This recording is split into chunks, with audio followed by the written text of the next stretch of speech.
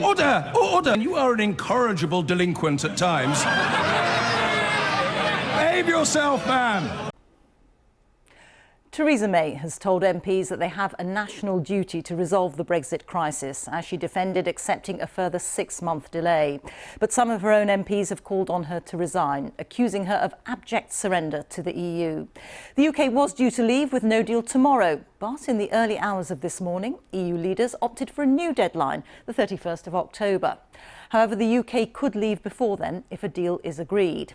If it isn't, the UK will have to take part in European elections at the end of May. If we don't take part, we leave on the 1st of June with no deal. This afternoon, the Prime Minister and the Labour leader, Jeremy Corbyn, held more Brexit talks. Here's our political editor, Laura Kunsberg. The fury isn't so fast anymore. Our EU exit has slowed right down. The Prime Minister didn't get her way, so was back explaining to Parliament today we might not leave the European Union for another 6 months. Statement, the Prime Minister. Her hope still to make it happen earlier, but not many in these benches think it can be done. I deeply regret that we have not yet been able to secure agreement in this House for a deal that would allow us to leave in a smooth and orderly way. I know too that this whole debate is putting members on all sides of the House under immense pressure. And for Brexit to happen anytime soon, the Prime Minister needs Labour to compromise, but there's still hostility between the two. The second extension in the space of a fortnight represents not only a diplomatic failure, but it's another milestone in the government's mishandling of the entire Brexit process. The delay's toxic for some Tories. Perseverance is a virtue, but sheer obstinacy is not. So, Prime Minister... Eurosceptics know a thing or two about being stubborn as well. Does my right honourable friend, the Prime Minister, appreciate the anger that her abject surrender last night has generated across the country? Will she resign? A sharp, collective intake of breath. I think you know the answer to that. But as per usual, the Tories are split. Can I thank the Prime Minister for going up to Brussels, standing up in the national interest and coming back with an extension that means we're going to avoid the car crash and disaster that would have been involved in a hard Brexit. And a delay means more time for those pushing a radical solution to make their case.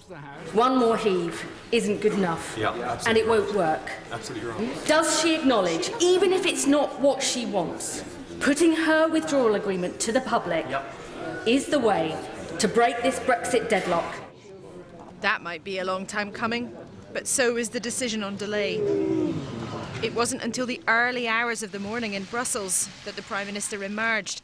Good morning, everybody. To justify doing what she'd said she never would. You said just a few days ago, as Prime Minister, I could not consider a delay further beyond the 30th of June. Except that is exactly what you have agreed here in the early hours. But why should people consider that you are still the person to preside over this? Well, look, what we have agreed tonight means that we can actually leave the European Union before the 30th of June. What we need is to ensure that we have an agreement in Parliament that we can get through. It's quite a stretch, though, to imagine this could be wrapped up by the end of June. Theresa May met Jeremy Corbyn again this afternoon, putting energy into trying to find a compromise with Labour. It's a tall order, though, to imagine the two big parties could come together. And without a deal like that, there's no obvious other way through.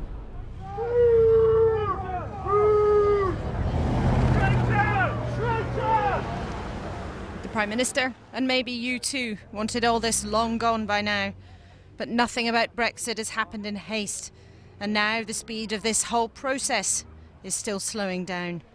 Laura Kunsberg, BBC News, Westminster. So how are people reacting to this decision to delay Brexit? Our correspondent Judith Moritz has been to Knowsley in Merseyside to talk to voters and to businesses.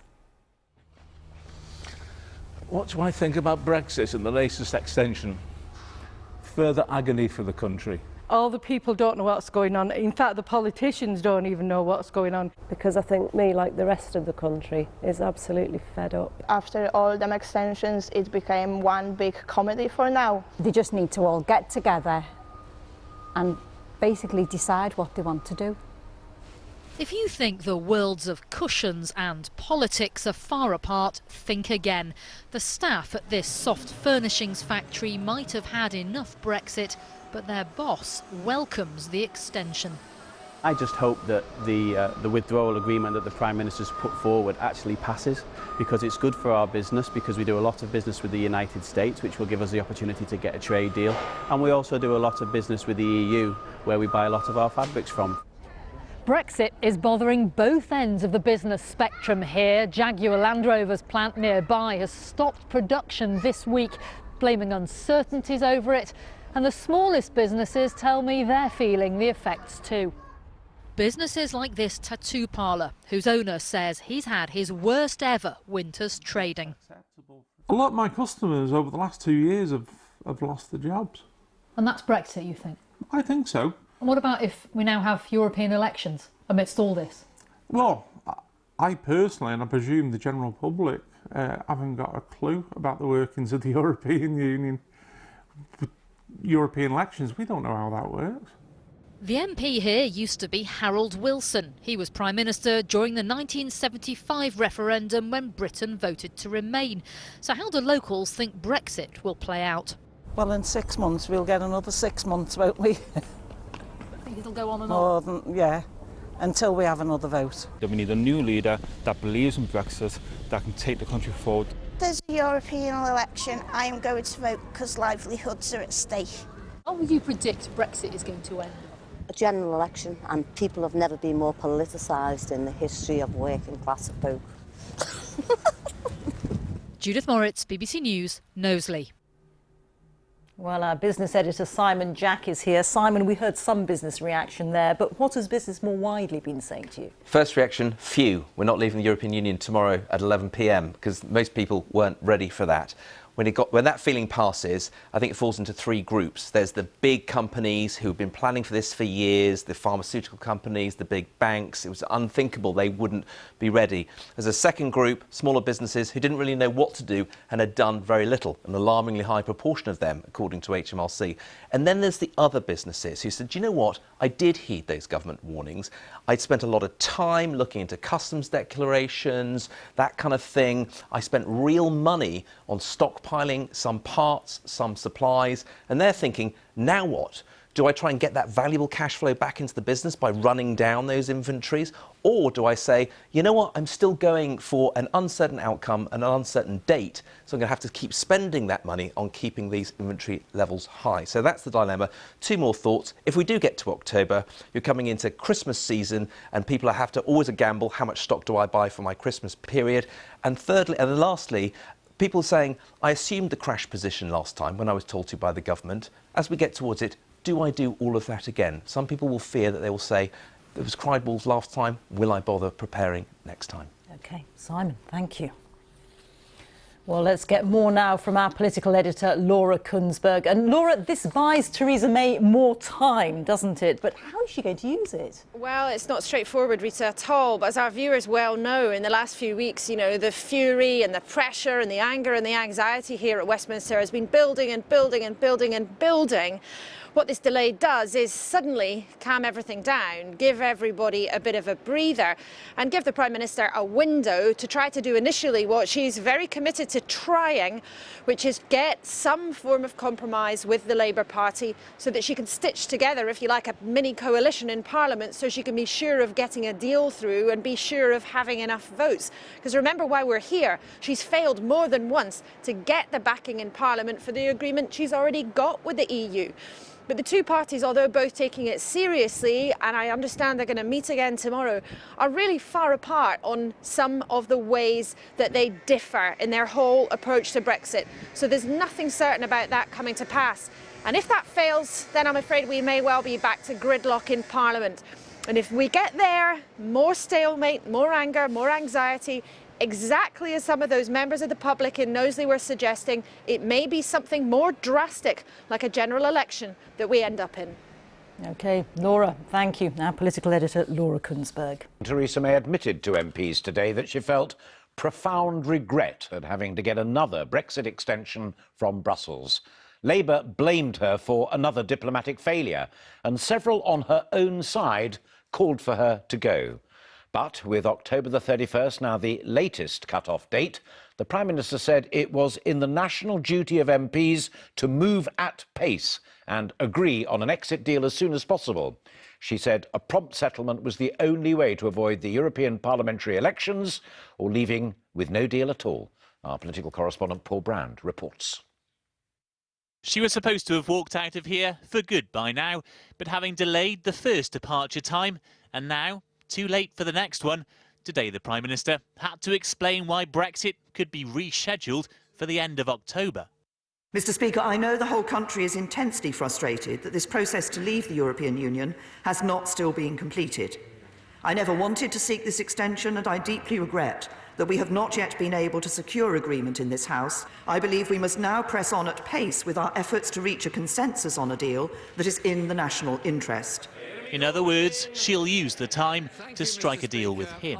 The second extension in the space of a fortnight represents not only a diplomatic failure, but it's another milestone in the government's mishandling of the entire Brexit process. We must continue to talk to each other, and if the government is serious, the red lines must move. They were crossed altogether last night as EU leaders went round Britain's arguments for a short extension and in the early hours insisted on a longer one, but with the option to leave early. This extension is as flexible as I expected and a little bit shorter than I expected, but it's still enough to find the best possible solution. Please do not waste this time. It is time she promised she'd never take, having insisted Britain would avoid the European elections.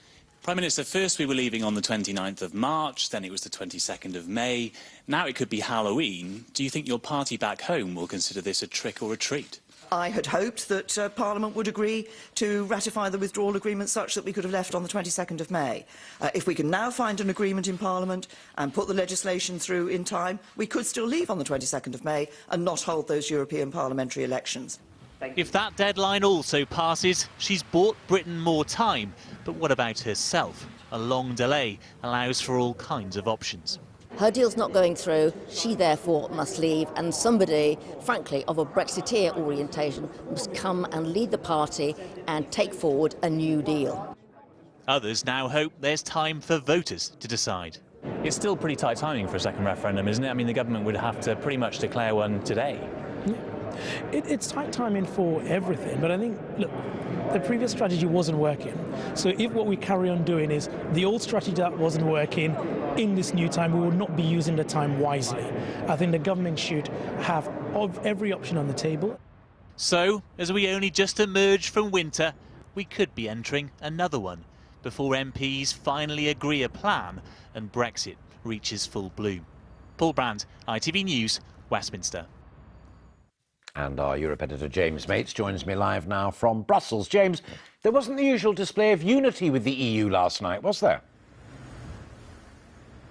Well, in some ways it was a classic Euro fudge, a disagreement round the table followed by a compromise in the very early hours. What made this so unusual is the first time there's been daylight between the 27. One of the things that has made life so hard for UK negotiators.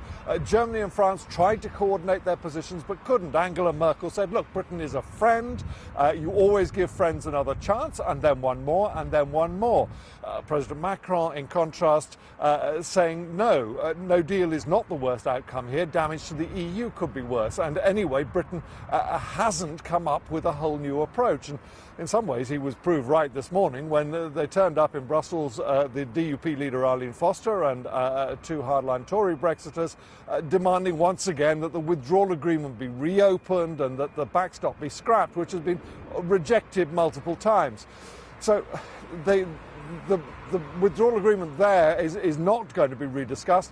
There probably also won't be any further extensions after October the 31st, not after the trouble they had getting this one agreed last night. James, thank you. Well, a Brexit, possibly delayed to Halloween, is a prospect that's likely to send a chill down the spines of many voters who just want out. Our political correspondent Daniel Hewitt spent the day by the seaside in Skegness, a town that was firmly in the Leave camp at the referendum. In a town built on big attractions, Brexit was the big one. 3/4 of voters here wanted out, more than anywhere else in the country. Leaving does not scare Skegness, but with the prospect of a delay until Halloween, they do fear they're being taken for a ride. Halloween. The only other appropriate date may be April the 1st next year, if we get another extension. I imagine in 6 months' time we'll probably be in the same place we're at now, another stalemate where it's either going to get extended another 6 months or who knows. I don't think we're going to leave Europe at this rate though. Oh God, another 6 months talking about Brexit. Following the ups and downs from her toy store here on Fantasy Island, Hapri knows when she's been sold a unicorn and believes a delay should be used to put the promises made about Brexit back to the people. They'll have more information about what we get from Brexit or what that we can't do from Brexit if we go for a Brexit. So at least we'll be more informed with the second referendum. So you think the next 6 months should be used to prepare for a second referendum? A bit more research, to be honest. But 2 stalls down, there's Sunglasses Steve. There's any pair of 5 are 3 for a tenner. He loves offering his customers a good deal, but with Brexit, believes the government shouldn't be pursuing one with the EU. He says Britain should now prepare to leave as soon as possible before we have to take part in European elections. Let's get out, let's get certain things sorted out, let's get out, yeah. So prepare for a no deal? Yeah. You can't keep putting it off with people. You can't run a business like that. The twists and turns of leaving the EU may have slowed down for now, but away from Westminster, anger and mistrust is gathering pace on both sides of the Brexit divide. Daniel Hewitt, ITV News in Skegness. Our political editor, Robert Peston, joins me now live from Westminster. So, Robert, the Prime Minister may have reached agreement with the EU, but she is facing criticism from all sides at home. Yeah, that's right, Alistair, although I have to say the overwhelming emotion across the road in Parliament is one of total exhaustion. This has been a long, hard grind to this latest Brexit delay.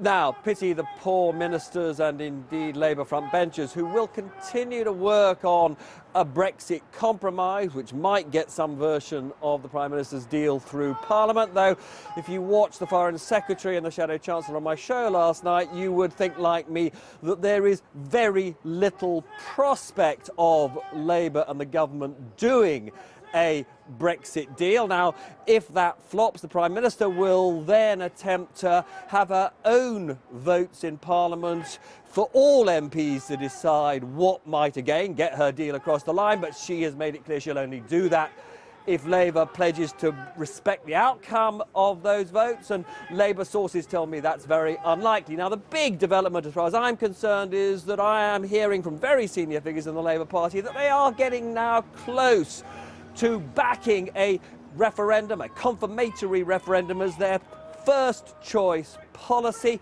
Why? Because they think, in part, that would give them an enormous advantage in these forthcoming European elections in which Tory MPs fear they face wipeout.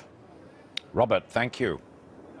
Well, now here in Westminster, Theresa May has told MPs it is their national duty to pass a Brexit deal, saying it's the only way to avoid having to hold European elections next month, after marathon talks among EU leaders ended late last night with an agreement to delay the entire process until Halloween. But will Mrs May be in charge by then? She's brushed off yet more pressures to step down, as one senior backbencher accused her of abject surrender to the EU. Our political editor Gary Gibbon is with me. Gary, given that she's had 3 years so far to do not a great deal, well, not a great deal as far as MPs are concerned, can she really make use of 6 months? What she was saying in the House of Commons is that she wants MPs to focus on the front end of this extension, to intensify the efforts and up the pace after the Easter break and work harder on getting compromises that can get Brexit over the line.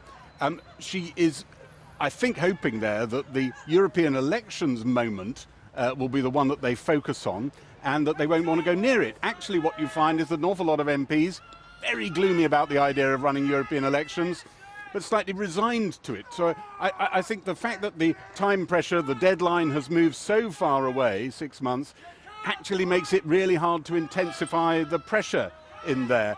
As you were suggesting, a lot of MPs trying to work out this 6 months thing, does it help her secure her position? An awful lot of Tories trying to work out wheezes where they can somehow change the rules and get rid of her, but maybe it does mean that she's there for a bit longer. Does it make it harder to get a second referendum in that time span? I think supporters of a second referendum, some of them I've spoken to today, think it does. One of the other things, of course, Theresa May emphasising in there today was there's an Easter break coming up, a holiday. Why don't you go away, refresh yourself, come back ready for compromise? I have to say I've watched a lot of recesses here, and quite often MPs go back and talk to people who think exactly like them and come back even more dug in. I don't think she should bank on that working. On the talks with Labour, they've resumed again today, face-to-face talks with Theresa May and Jeremy Corbyn. But one of the people in the shadow cabinet I was talking to today, who's actually got some hopes pinned on these talks, said Labour feels that they're negotiating at best with about a third of the cabinet, and the other 2/3 are at best sitting on their hands, if not plotting to undermine the entire project. One other thing you need to remember with these extensions, these delays to the date of Brexit, every time you do a delay, you reduce the amount of time there is in the so-called implementation period to negotiate the next relationship. Now, that increases the chances that you end up in the backstop. Now, of course, to some people that is a wonderful guarantee, a reassurance, but to some people, particularly in there, who are digging their heels in, some Tories, the DUP, it is the devil's own work. So, another problem for Theresa May, just as you'd think her worries couldn't pile up anymore. Since the public voted for Brexit, summer has turned to autumn, another spring gone, another winter, and now spring will turn to summer, and October is the new Brexit date.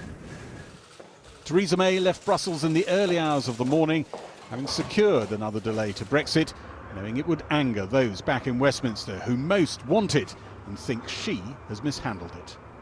Does my right honourable friend, the Prime Minister, appreciate the anger that her abject surrender last night has generated across the country? Will she resign? I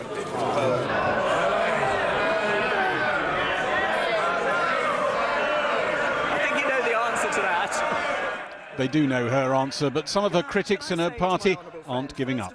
Theresa May said all MPs should rest over Easter and come back ready to compromise at speed. I never wanted to seek this extension, and I deeply regret that we have not yet been able to secure agreement in this House for a deal that would allow us to leave in a smooth and orderly way.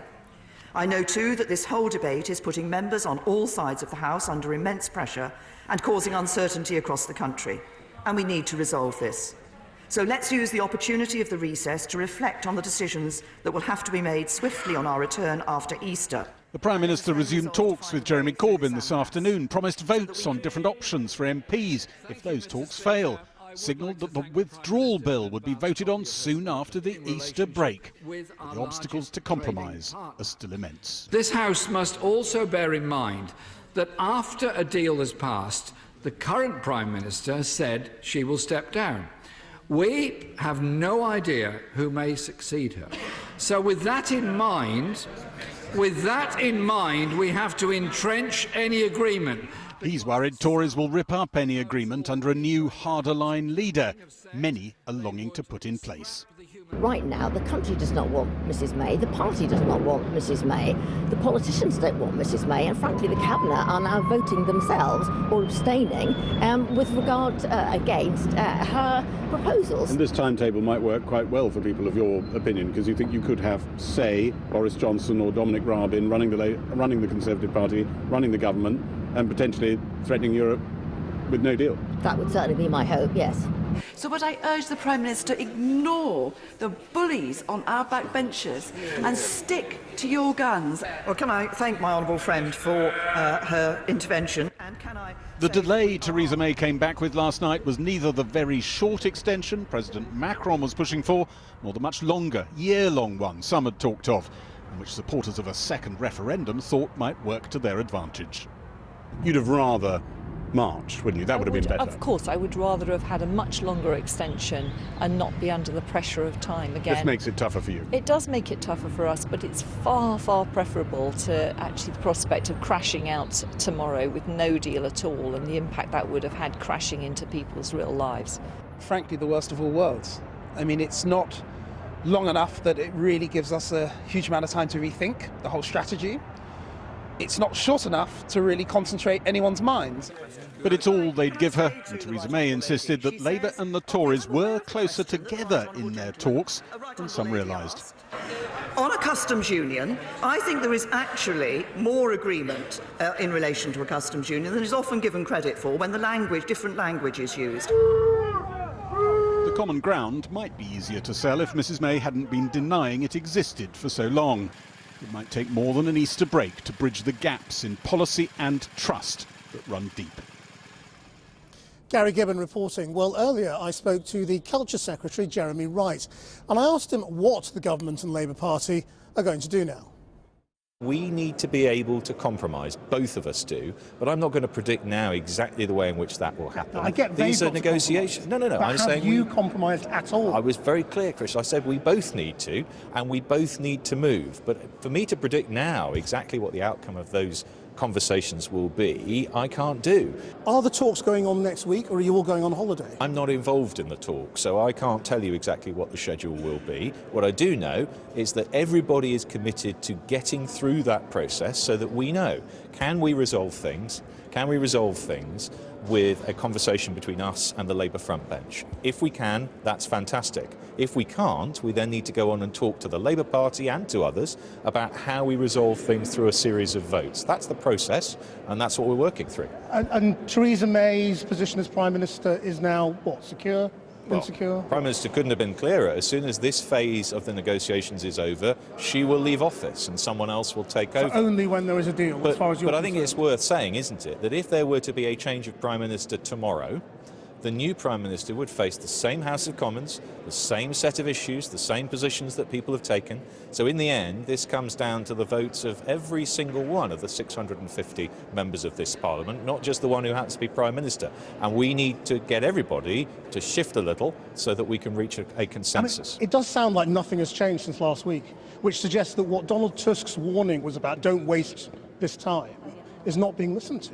I mean, the time is just going to be frittered away, isn't it? By going on holiday, by not changing the approach or the leader, by not approaching, by not announcing any change in the red lines. I think this idea that all work will pause for a week is wrong. What would help this process is for members of Parliament to talk to people who are not other politicians. That would be a good idea, and perhaps next week we should all do some of that. That's certainly what I'll be doing. So let's see.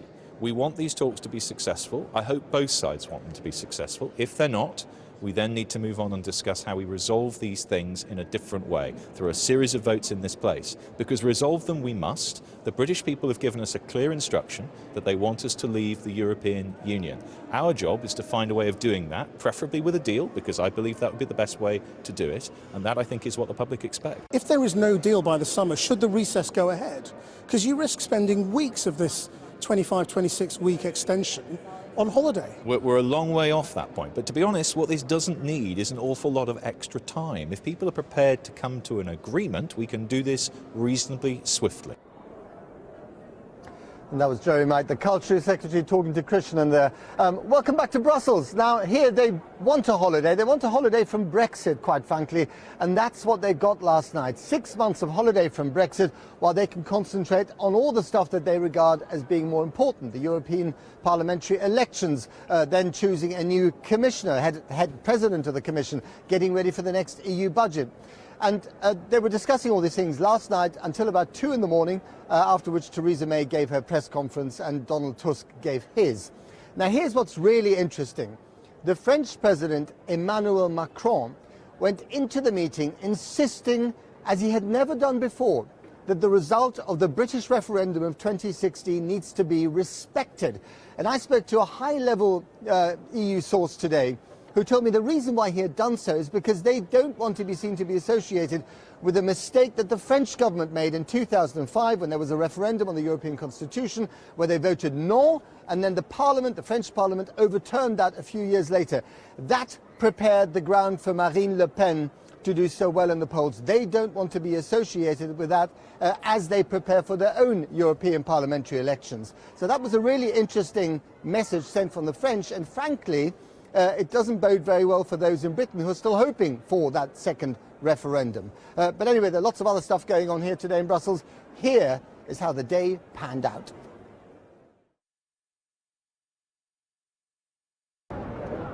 They're not scared of a Halloween Brexit in Brussels. They've been in the gargoyle business for centuries, but they are getting impatient with the distraction of our departure.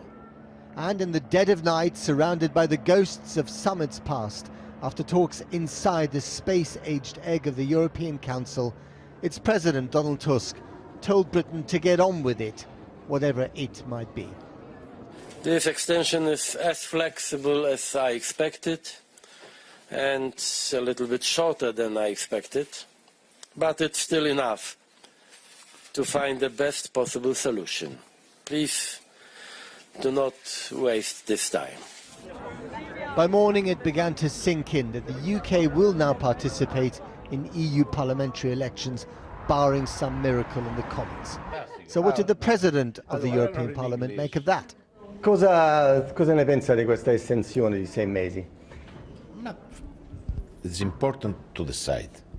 We need a decision in the UK and we need a decision here. But first of all, for us, it's important to respect the European Parliament. This is not an hotel, this is not a taxi. After the decision, we will change.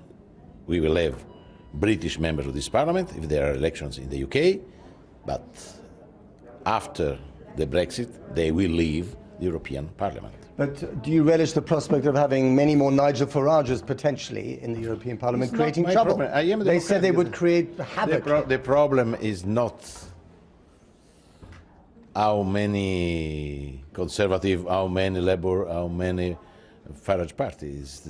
Democracy is democracy. The election is in the hand of the British citizens and not my hand. I will vote for me. Yes, there are going to be national populists selected in the United Kingdom, but there will be Greens, there will be Scottish nationalists, Labourites, Tories. You will have Remainers, you will have Brexiters elected. So it could be a dress rehearsal for another referendum. Exactly, and so I would take these elections as a first way to go back to the people. They call this part of the Parliament the Vox box, where just about every Vox is vexed by Brexit and what our slow-motion exit means for, you guessed it, the future of Europe. Peter Lundgren is a Sweden Democrat who was a lorry driver before he became an MEP. I think it will be a massive support for Farage. If they don't deliver the Brexit as promised, and if you go into a second referendum, I think they will see Farage back in the building with a lot of MEPs with him. I am sure of that. So when President Macron talks about a renaissance of Europe, well, President Macron, he has his hands full at home, I would say. If you look at what happened, he promised everything to everyone, then he found out it's not that easy to deliver that, and now he has a massive riot all over France to deal with. So sorry, Mr. Macron, we don't want that mess here in the rest of Europe. In Brussels at least, the Brexit delay allows normal life to reassert itself for a summer of other distractions. Well, earlier I spoke to the MP Anna Soubry of the independent group, or TIG, which is currently trying to register as a political party called Change UK in time for potential European elections here. I asked her what she makes of what's going on now.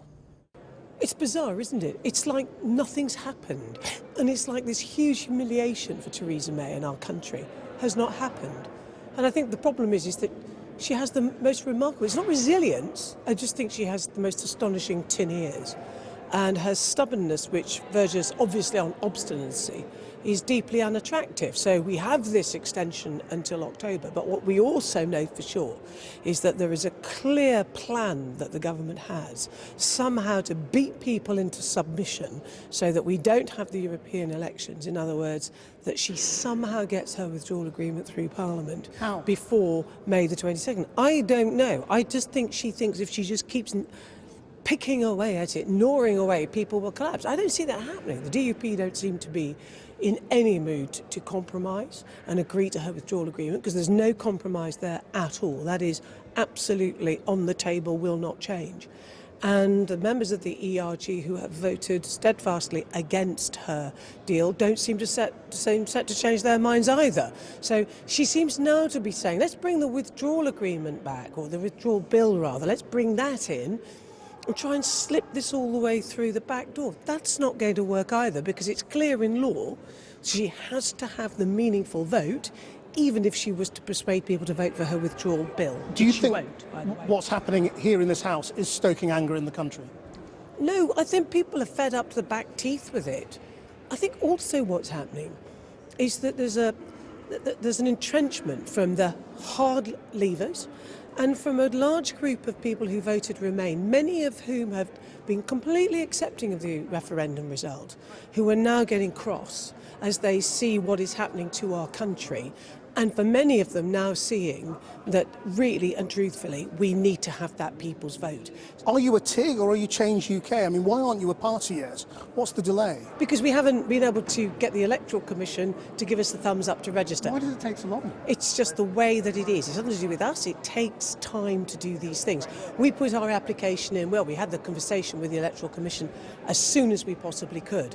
So, I use the expression TIGs because I kind of like it. And I don't like Change UK. I think it's really important because it's about what we are. But I kind of like TIGs and TIGGers as well. Right, but is there any danger that you won't be a party by the European elections, though? And then what happens? Well, I think we would have to be a party, actually, by the close of nominations, which is on, depending where you live, around about April the 24th. So that's a very important thing for us. And, of course, we're doing everything we can to make sure that the Electoral Commission agrees to our application, and then we're really up and running. And if not, what happens? Well, if they don't register us as a party, they don't register us as a party. Now back here in Westminster, and business leaders have expressed some relief that there will be no Brexit cliff edge tomorrow, saying an imminent economic crisis has now been averted, but they're certainly not celebrating yet. Our business editor, Siobhan Kennedy, is here. Siobhan. Well, John, I think business very much, as you say, see this as a temporary reprieve. They're happy that the imminent threat, as they see it, of a no-deal Brexit has been averted. But as you also say, nor are they jumping for joy. And that is because the uncertainty continues, the lack of decision-making, and crucially, the lack of investment that is so corrosive for the British economy in the long term. None of that, John, goes away today. Let me tell you what one FTSE 100 boss said to me today. The cost of countermeasures and confusion continues, he says, and Brand Britain takes another bashing. Not all bosses feel the same way. I also spoke to Tim Martin, the Brexiteer boss of Wetherspoons, the pub chain. He said this, he was scathing. It's pathetic news, he said. The most pathetic example of cowardly behaviour that I can recall ever in the UK. Well, John, today I spent the day with one large parcel distribution company, and they at least did breathe a sigh of relief. If anyone should be able to deliver Brexit on time, it's Hermes, one of Europe's biggest courier firms. Last year they dispatched 5 million parcels to the EU. But even for this logistics supremo, the prospect of a no-deal Brexit, even with the latest delay, is a unique challenge.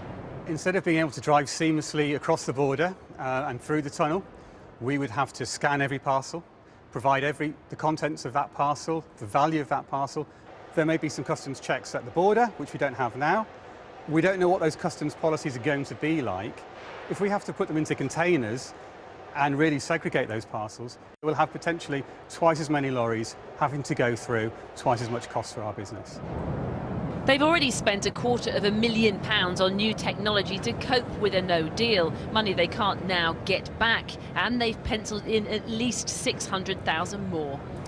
Businesses of all shapes and sizes have woken up to the news today of yet another Brexit delay.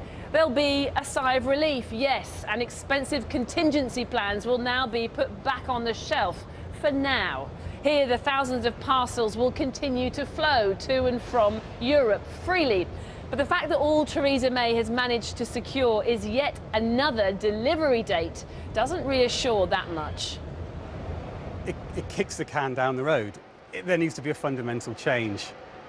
It's taken 2.5 years to get to a position where we still don't know what's going to happen. We hope that compromise will come and that a deal can be reached, because otherwise we're stuck in this limbo, waiting. We can't help but start with Brexit. It was almost as if he'd compared notes with the boss of the business lobby group, the CBI, who gave this withering verdict this morning. 6 months will come around extremely quickly. I think members will already be thinking, but that's the run-up to Christmas, and how they start at what they do with their no-deal planning. So I'm afraid there'll be no dancing in the streets around this, and I wouldn't expect to see much in the way of ramping down of no-deal planning. If anything, from food to pharmaceuticals, construction to car firms, no-deal planning has been ramping up. Manufacturers have spent millions on contingencies and stockpiling components to avoid delays at the ports. But all the while, investment has been draining away, wiping off, some say, as much as £600 million a week from the economy since the referendum. Back at the delivery depot, they're ramping up for the onslaught of the afternoon shift. On our busiest night during Christmas, this will process close to 1 million parcels. Despite the delivery of some good news today, the prospect of no deal remains. And the real fear that if a deal can't be achieved, this business could face severe consequences. We're a successful UK domestic business.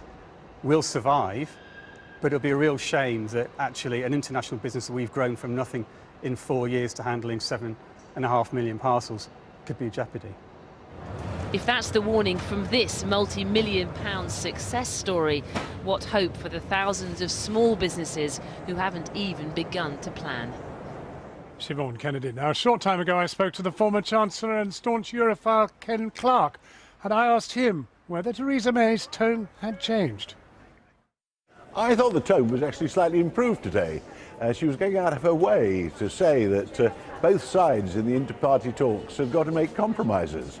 And she didn't quite agree that we were going to stay in a customs union, but she started spelling out how customs arrangements could be made that make sure we had no tariffs, no certificates of origin, no customs procedures and so on. I thought we were on the move a little bit. I may be looking for grounds for optimism in the middle of the total shambles, but we've got some time. Perhaps we're not going to waste it all. Well, on the move, but is she actually capable of fundamental change? Well, she has adamantly stuck to saying the same thing for 6 months. And I thought at one point she believed that at the 6th or 7th vote she might get it, which struck me as a fairly hopeless procedure. I've always supported her quite harmless withdrawal agreement. It's a symbol to the extreme right who find reasons to attack it for their very hardline, to support their very hardline stance. But I just get the sense that after she's got this extension, she is now trying to use it. And I think the Labour Party will come under considerable pressure to move as well. I mean, the trouble in these inter-party negotiations is both sides have got to save face, both have got to be able to point to some sort of a victory. But I was persuaded almost that they're still having talks with a genuine view to reaching a compromise, because neither wants to be blamed for the catastrophe of just leaving with no deal because we can't agree anything. Can October be reached without a general election or a second referendum? It can be, and if you ask me to stake my life on it, I'd say it will be. A second referendum just hasn't quite got a majority, and actually I don't quite see what a second referendum solves. The first one was bad enough. The second one will be even more bad-tempered, probably have an even sillier campaign surrounding it, and will probably produce an inconclusive result. Which way, I don't know. We might as well trade on your optimism, and you tell us what you think this way through might be.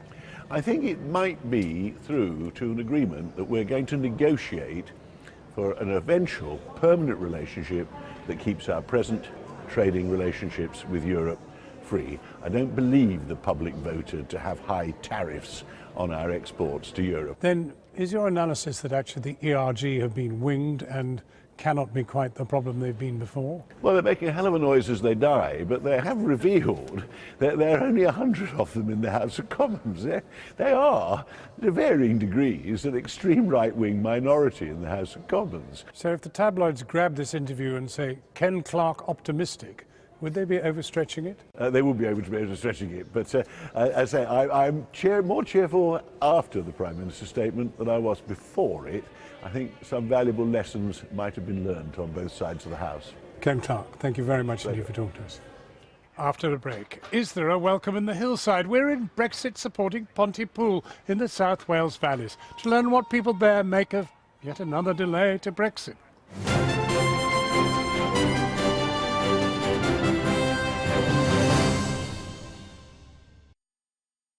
I just don't like the way they look. A third of the UK are unhappy with their appearance. I just think my body's gross. But could spending time around normal naked bodies help transform the nation's body image issues? Research suggests seeing a range of different naked bodies will change the way that these people feel for good. With experts and body-confident hosts leading this controversial experiment. As you can tell, we're not wearing any clothes. Could body-conscious guests conquer the ultimate challenge? The prospect of getting naked is making me feel physically sick.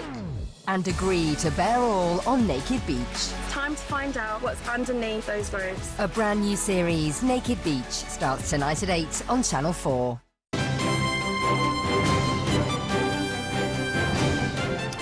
Well, millions of people who voted for Brexit must be furious that Britain didn't leave the EU on March 29th, so what do they make of yet another delay?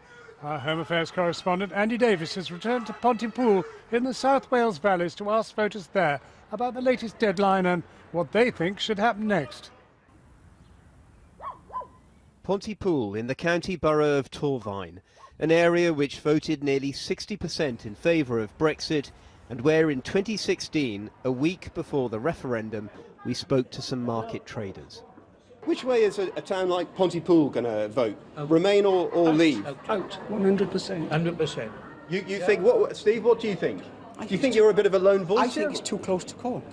Genuinely. Phil, an ex-steelworker turned butcher, was right. But how does he feel now, nearly 3 years on, about this latest delay to the Brexit he voted for? When you heard the news this morning that there was another extension, your reaction? Not surprised whatsoever. And I think we'll have an extension on the extension on the extension the way it's going. Because I don't think Theresa May is strong enough to get a tidy deal. And when she's got to go to Labour now to see if they can help her out in these sort of negotiations, it's going to go on forever. Are you disappointed? Are you very, angry? very disappointed. You know, at the end of the day, we're supposed to be Great Britain. With Phil Jolliffe, we meet fellow traders, Jules Rogers, a Remainer, and Bridget Vaughan, who voted leave, but says she now wants to remain. What would you ultimately want right now, during this extension period? A referendum or a general election? I go with Theresa May. Yeah. To get her deal through? To get her deal through, and then let's have another look at it afterwards. I'm not actually sure Theresa May has got the faintest idea what her deal is anymore. I mean, it's been voted on, it's been changed, it's been rearranged, they've fiddled and whatever it is they do when they're all sitting around a table arguing over which biscuits they're going to have with their posh cup of coffee. They just sit there. I don't think they know anymore. It'll have to eventually go for a second referendum because they're just never going to agree. But don't you think a second referendum could be very divisive at a time when, you know, it's a very divided society? It's a risk you have to take. And if you think they sound exasperated, then listen to Graham Grisbrook, a few doors down, 50 years in the watch repair business and a UKIP-supporting Leave voter. I'm absolutely livid about it. For the first time in my life, I felt like I would protest and I would go to a protest meeting about the whole situation. I've never felt, as a person, a British person, angry enough to walk the streets with a placard and shout the odds, basically. But now I do. I'm very angry about it, and yes, I would like it to stop. So what must Theresa May do now during this extension period? I'm sorry, I'm still of the opinion we should just walk. We should say, right, end of story, we're going. Despite all the warnings about the economic damage that could entail? Because I don't think there'd be that much damage. But the International Monetary Fund said we could go into a 2-year recession if we just walked away. OK, so, what's the problem with that? We've survived before. Do you think we are going to leave the European Union before the end of the year? No. No. No. No, it's just not going to happen. Do you think we're ever going to leave the European Union? No. And therein lies yet another snapshot of the fatigue and frustration hanging over this relentless national conversation. Andy Davis reporting. One earlier I spoke to the chairman of the European Research Group, Jacob Rees-Mogg. I asked him, what happens now? What now? Well, it's not in the Prime Minister's hands particularly. It's what is negotiated between her advisers and the Labour Party to see what they can get through. I think that the Prime Minister's decided it's better to negotiate with the Socialists than it is with her own party. But you're political realist enough, and indeed in the way in which you answered that, to know that that is not going to come to anything. The mood music to the Prime Minister's statement was more positive than you might have expected. But you're quite right, it's hard to see what that will come to. It's difficult for both parties. Does Jeremy Corbyn really want to dig Theresa May out of a hole? Are there members of the Cabinet who might resign at the prospect of customs union? So it's certainly not easy. So the question is, what is this 6 months for? And there I don't really have an answer. The Conservative Party is going to be known for having, yes, triggered Brexit, had the referendum, and then left it 2.5 years before a minority government, effectively, consulted the opposition to see how on earth they get on. I mean, this is irrecoverable. I think you're asking the wrong person. I'm not trying to defend the actions of the government because I think the government has made a pig's ear out of this. It has negotiated poorly. It accepted the EU's structure of the discussions so that it got all its points in first and our points came later. It agreed to pay £39 billion without the prospect of a future trade agreement buttoned up. The process has been very badly handled and the buck stops in Downing Street, I'm afraid. But given your despair with the Prime Minister, why don't you get rid of her? Well, I tried that and I lost. And I'm ultimately a Democrat, so when I lose a vote, I have to accept the result of it, unlike some of the maniacs who don't like accepting the results of votes. So is that the end of the story? You're not prepared? I mean, you're not going to go back and try and get rid of her again? I am making no moves to try and replace the Prime Minister. But it sounds from what you're saying as if actually 6 months is a complete waste of time. Nothing's going to happen, nothing's going to change, and you'll be the thorn in the flesh that you've been ever since the thing began. Well, I hope not to be a thorn. You hope to be a bloody great oak tree. Well, no, not quite. A prime ministerial oak tree, perhaps. In the Prime Minister's own words, it seems that nothing has really changed. And it's quite odd, this extension, because it doesn't change any of the arithmetic in the House of Commons. It doesn't open up the withdrawal agreement. The EU has said it won't do that. It doesn't change the maths around the political declaration or getting the withdrawal agreement bill through Parliament. So what does it do? Well, I think from a Conservative point of view, it will lead to us not having our most successful election night ever on the 23rd of May. You think there will be an election? No, I think it would be very hard to avoid. I'd be very surprised if a deal were done and dusted by the 23rd of May.